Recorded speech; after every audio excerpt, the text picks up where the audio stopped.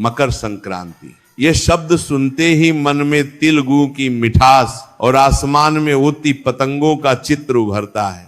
लेकिन ठहरिए, क्या वास्तव में मकर संक्रांति केवल एक त्योहार है? नहीं, ये एक ब्रह्मांडीय घटना है। ये वह दिन है जब सूर्यदेव अपनी दिशा बदलते हैं। दक्षिणायन के अंधकार से निकलकर वे उत्तरायण के प्रकाश की ओर बढ़ते हैं। शास्त्रों में कहा गया है कि सूर्य का यह परिवर्तन केवल थूओं को नहीं बदलता, बल्कि यह मनुष्य के भाग्य की लकीरों को भी बदलने की क्षमता रखता है।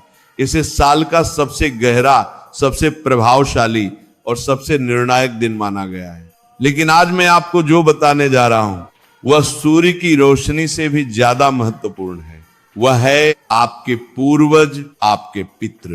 क्या आपने कभी सोचा है कि मकर संक्रांति के दिन ही गंगा स्नान और दान का इतना महत्व क्यों है? महाभारत के भीष्म पितामह ने बाणों की शैया पर लेटे रहकर अपने प्राण त्यागने के लिए इसी दिन की प्रतीक्षा क्यों की थी?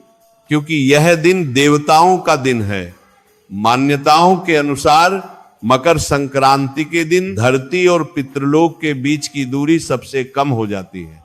यह वह दुर्लभ समय होता है जब हमारे पूर्वज, हमारे बिछे हुए प्रियजन सूक्ष्म रूप में अपनी संतानों के घर के दरवाजे पर आते हैं। वे उम्मीद लेकर आते हैं थोड़ी सी तृप्ति की, थोड़े से सम्मान की। अफसोस की बात यह है कि आज के आधुनिक युग में हम इस गूढ़ रहस्य को भूल चुके हैं। लोग इस दिन को केवल पिकनिक मनाने, डीजे बजाने और पकवान खाने तक सीमित कर देते हैं।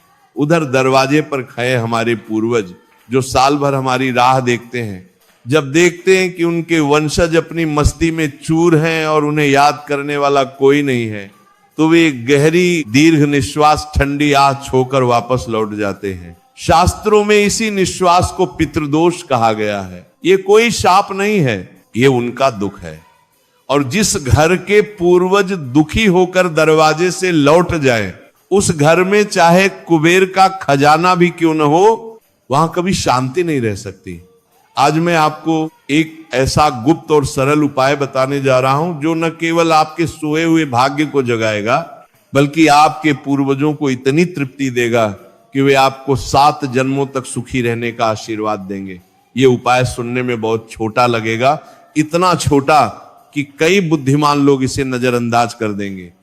लेकिन याद रखिए, ताले की चाबी हमेशा ताले से बहुत छोटी होती है, पर वह बय से बय दरवाजे को खोल देती है। शास्त्रों में कहा गया है कि कभी कभी सबसे छोटे उपाय ही सबसे बय परिणाम देते हैं। मकर संक्रांति के दिन यदि कोई व्यक्ति चुपचाप बिना किसी को बताए पूरी श्रद्धा और सही नियमों के साथ गौ माता को एक विशेष वस्तु खिला देता है, तो उसके जीवन में धन, अन्न, सुख और शांति की कभी कमी नहीं रहती। लेकिन सबसे बड़ी बात यह है कि ये उपाय सीधे आपके पितरों की आत्मा को ठंडक पहुंचाता है। शायद आप सोच रहे होंगे कि मेरे जीवन में तो सब ठीक है, मुझे क्या जरूरत है। लेकिन जरा गहराई से देखिए, क्या आपके घर में बिना वजह कलह होती है? क्या पैसा आता तो है लेकिन पानी की तरह बह जाता है? क्या घर में कोई ना कोई बीमार पया रहता है और दवाइयां काम नहीं करती? क्या आपके बच्चों का मन पयाई में नहीं लगता, या विवाह में अकारण देरी हो रही है? क्या काम बनते बनते ऐन मौके पर बिगड़ जाते हैं? अगर इनमें से एक भी लक्षण आपके जीवन में है तो समझ लीजिए कि यह बाहरी दुनिया की समस्या नहीं है। यह संकेत है कि आपकी जें प्यासी हैं।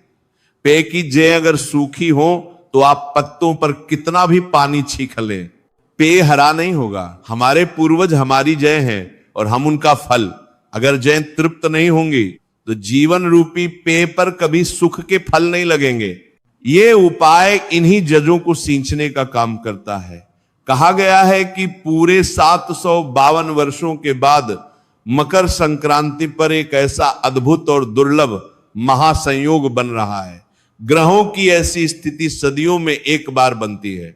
इस योग में किया गया छोटा सा कर्म भी 7 जन्मों तक फल देता है।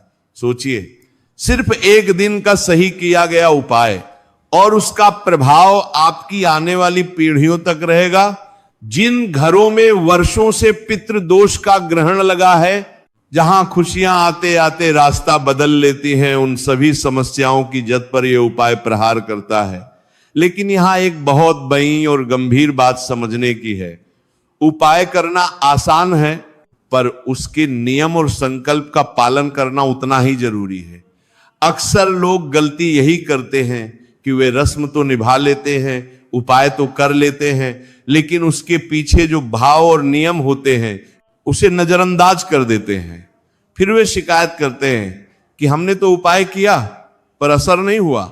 इसलिए मैं आपसे साफ और काये शब्दों में कहना चाहता हूं कि इस उपाय के नियम थोड़े कठोर हैं, लेकिन वही नियम इसकी शक्ति भी है।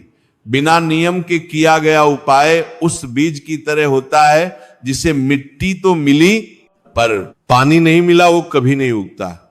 इसीलिए मकर संक्रांति के दिन गौ माता को क्या खिलाना है, कैसे खिलाना है, किस समय खिलाना है और मन में क्या संकल्प रखना है, ताकि वो सीधा पितरों तक पहुंचे, ये सब जानना आपके लिए बेहद जरूरी है। अब सवाल ये उठता है कि आखिर गौ माता और मकर संक्रांति का और फिर पितरों का आपस में क्या संबंध है।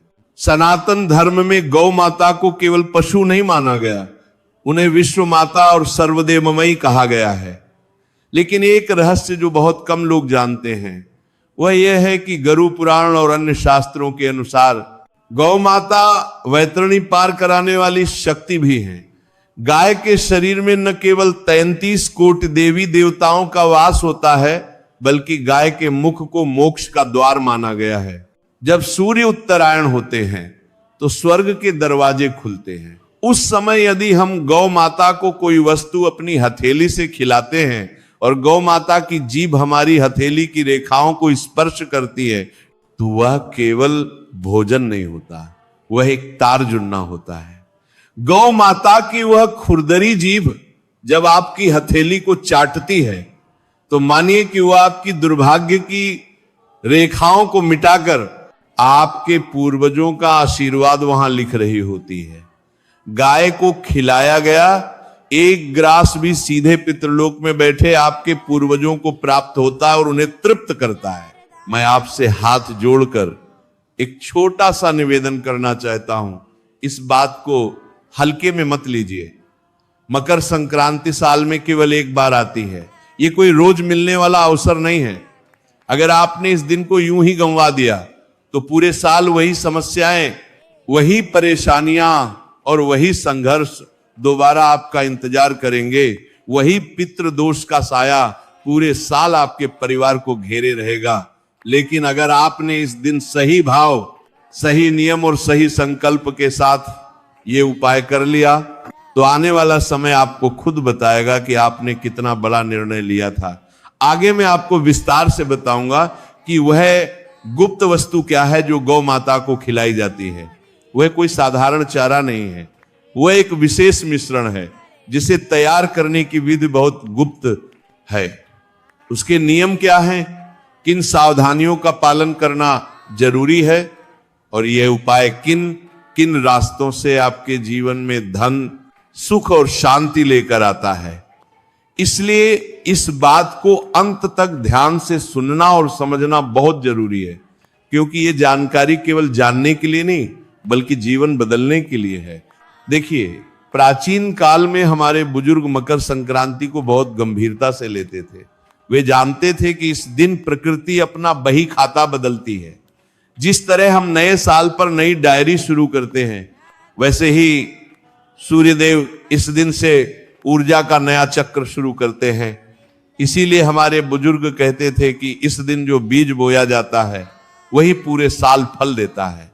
अगर आप इस दिन दान और पुण्य का बीज बोएंगे तो साल भर लाभ काटेंगे, और अगर आपने इस दिन अपने पितरों को प्रसन्न कर लिया तो उनका सुरक्षा चक्र पूरे साल आपके परिवार की रक्षा करेगा।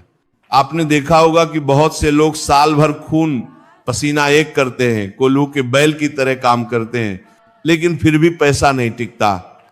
अन्न के भंडार भरे होने पर भी घर में खाने वालों के चेहरों पर खुशी नहीं होती। घर में सब कुछ है, फ्रिज भरा है, अलमारी भरी है, लेकिन चैन नहीं है। क्यों? क्योंकि जिस घर के पितृ भूखे होते हैं उस घर में बरकत कभी नहीं रुकती।